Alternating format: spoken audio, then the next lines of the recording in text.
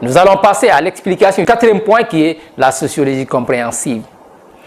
Contrairement à ce que l'on pense, la sociologie compréhensive n'est pas fondée, n'est pas créée par Max Weber. L'analyse compréhensive est issue de la tradition allemande de la sociologie qui a été créée, fondée par Wilhelm Dilthey. Né en 1833, donc bien avant Émile Durkheim, bien avant Max Weber, est décédé en 1911. Il a été un ami proche de Max Weber. Et dans cette tradition sociologique, l'homme n'étant pas mu par des lois qui lui sont extérieures, ses actions ne peuvent être comprises qu'en fonction d'une intention intérieure, c'est-à-dire de l'intention de la personne humaine.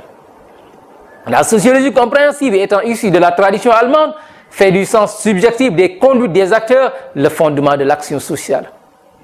C'est une sociologie qui reconstruit les motivations individuelles à travers une connexion causale. La sociologie compréhensive étudie le sens des comportements humains qui sont construits d'actions dont il s'agit de rendre compte. Mais bien vrai que cette sociologie a été créée par Wilhelm Dilthey, mais celui qui l'a développée, c'est Max Weber.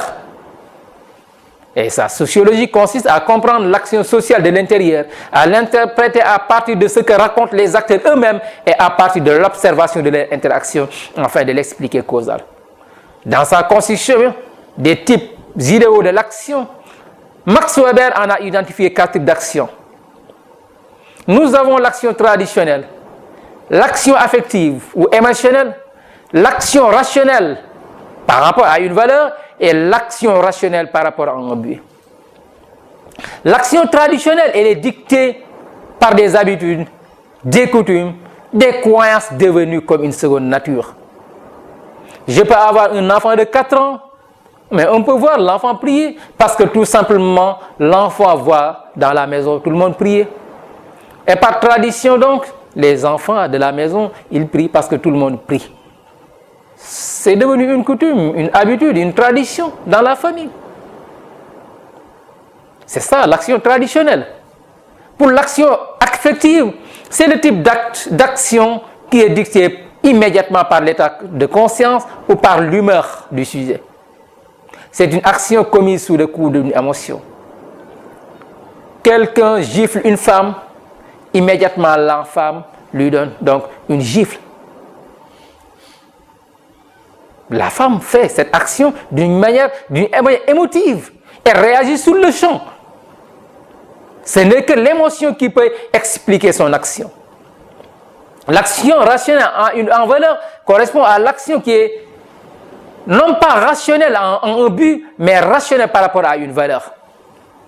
C'est l'exemple du commandant d'un bateau qui, voyant son bateau chavirer, mais il se donne la mort ou bien il saute dans l'eau.